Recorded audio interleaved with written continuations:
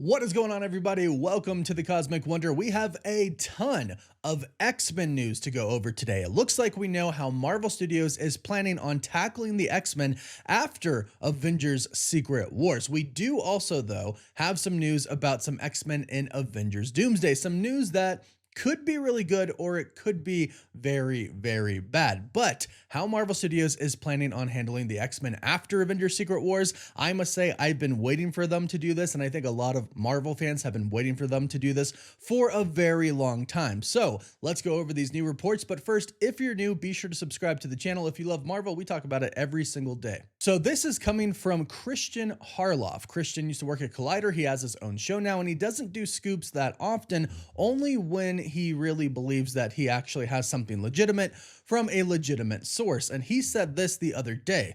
One of the things they could be doing with the X-Men, because everyone knows that they are leading with the X-Men, is with Cyclops. They are going to be doing a heavy push with him and the Summers family. So Wolverine would not be a big focus. Now, right off the bat, I love that Cyclops would be the focus. Most of the time, with the exception of the Fox X-Men movies, but throughout the comics, Scott Summers, aka Cyclops, has been the leader of the X-Men. Of course, it's Professor X's X-Men, but out in the field, it's Scott Summers leading it. Now, we got a glimpse of this in X-Men 97, and I really, really loved it. I loved how they handled Cyclops, but with the Fox X-Men movies, a lot of people didn't think he was handled properly, and it looks like we're in for a big surprise when it comes to the next saga of the MCU, the mutant saga. Now, what's really interesting about this is they mention, as Christian mentioned, Marvel's going to kind of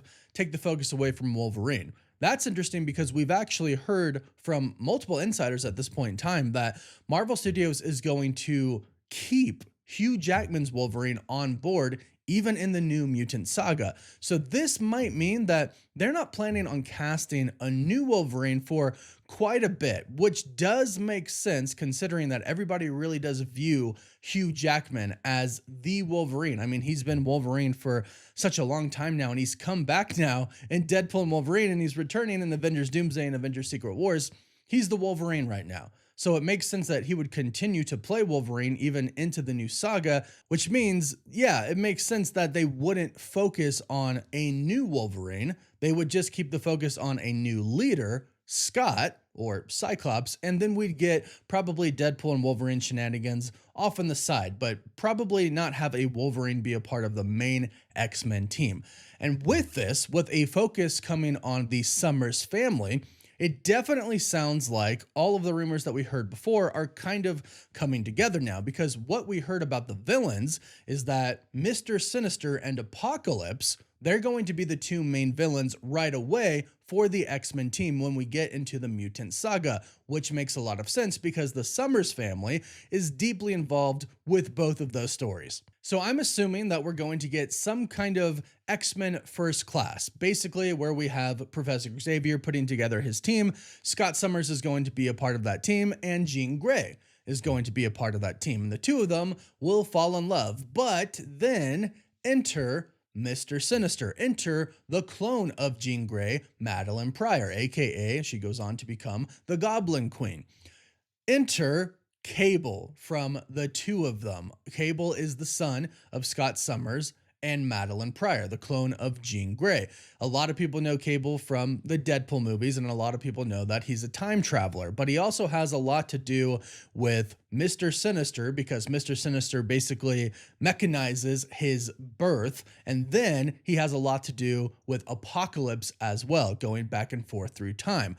That seems to be the exact direction that they are taking the new X-Men story in the MCU. Mr. Sinister is going to be a villain probably for a very long time throughout many different X-Men films and projects, and Apocalypse is going to be built up as a super big bad, as he should be. And heck, if we get far enough along, we might even lead to Hope Summers, the mutant messiah, as they called her in the comics. That's a big story. But to start it off with, it looks like we are looking at that story with Scott Summers, Jean Grey, and Madeline Pryor, which of course, like I said, leads to Cable, which leads to Mr. Sinister, which leads to Apocalypse, eventually. So as far as a trajectory goes of stories that the MCU is going to tackle for the X-Men and who they're going to focus on, Cyclops as a leader, I have been waiting for that for an incredibly long time. And also focusing on Mr. Sinister and Apocalypse as villains, that's awesome. I think a lot of fans are going to like this, but let me know your thoughts about this in the comments down below. Now, like I mentioned, we do have some news about a particular X-Men in Avengers Doomsday. This particular X-Men is Patrick Stewart's Professor X. This is a little bit confusing, but I'll go over what Christian Harloff said. He said, and then this was the big one that I heard.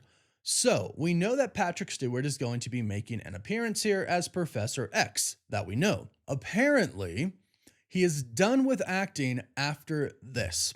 Apparently, this is it. Apparently, he's stepping down. Now, Patrick Stewart is 85 years old. I can understand that he wants to step down from acting. I love the idea that him playing Professor Xavier could be his last role because I just love him as Professor Xavier. I love Jean-Luc Picard as well for all the Trekkies out there, but obviously I'm a big Marvel guy, so this is really cool to me. With this, though, comes the question, if this is his last project, and I actually think Secret Wars might be his last project, depending on how this ends, but if Doomsday / Secret Wars are his last projects, will he survive? That is the big question, because we have basically found out at this point in time that Kevin Feige, with Doomsday and Secret Wars, it's basically a swan song to the X-Men that he started off with, you know, with the first X-Men movie. So he's giving them a nice send-off. That doesn't mean that they're all going to live. You can still have a nice send-off and die because you can make sacrifices that are heroic. Some probably will just be collateral damage, unfortunately, but with Professor Xavier, we've seen him die so many times on screen already. I really hope he gets somewhat of a happy ending. However, if he's not in Avengers Secret Wars and he's only in Avengers Doomsday, that might mean that he is indeed going to die.